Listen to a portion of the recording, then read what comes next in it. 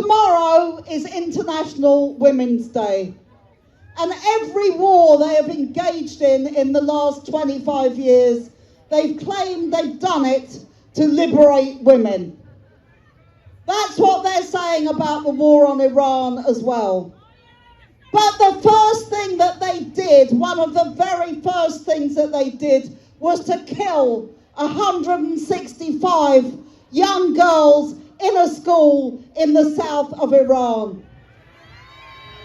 So we should never ever believe their lies. The people in Afghanistan know it didn't liberate them. The Iraqis know it didn't liberate them.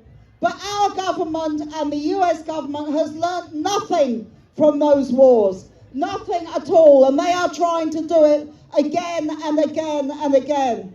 And Donald Trump said yesterday he wanted unconditional surrender from the people of Iran. He must be living in a fantasy world if he thinks anyone's going to surrender to his politics and to his bombing. People will resist his bombing because it is completely illegal, it is completely unjust, it is a war crime of barbaric proportions, and we must oppose it. And that is what we're doing here today. And we have to say as well, this war crime follows from a war crime also of epic proportions.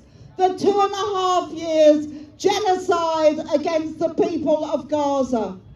And if they had stopped the genocide, we wouldn't now be seeing this attack on Iran. Netanyahu and Trump were emboldened by the fact that none of the European powers, including Britain, did anything to stop them. We've been arming Israel, we've been helping Israel. No wonder now you have the war on Iran.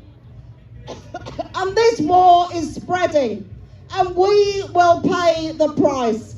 We will pay the price in terms of weapons. Our government is demanding more and more money for arms. We will pay the price in terms of energy, because the energy prices will go through the roof and working class people in this country will suffer.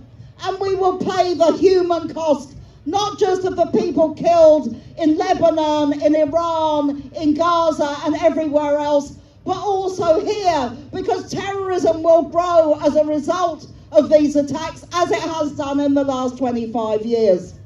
So our message to Keir Starmer today should be very, very clear. Stop appeasing Donald Trump all the way to World War III. That is what you are doing. Stop letting British bases be used for American deadly illegal attacks. Yesterday, 3 B-1 bombers arrived in Fairford. They will be used to fly from this country to kill Iranians. That's what they're there for. So we should oppose this. Not just shouldn't they be using the bases, we should get the American bases out of Britain as well. It is an absolute scandal that they are there. There should be no bases in this country, no money for war. And I've got one final message for Starmer and for Trump. Trump talked at the beginning of this war about regime change in Iran. Regime change should start at home.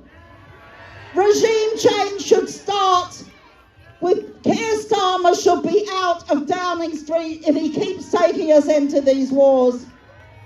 And I'm very pleased to see that the American people as well are standing up to Trump. The people in Minneapolis showed how to deal with his racist policies.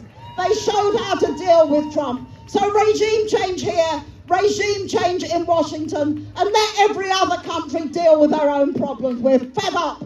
We're absolutely fed up with this gangster imperialism which is coming from Trump. It has to end. Keep building this movement. Keep building the Stop the War Coalition. Keep building all the organisations, because we need the only people that will stand up to this hideous aggression across the Middle East and in the wider world is going to be the people of all those countries. Solidarity.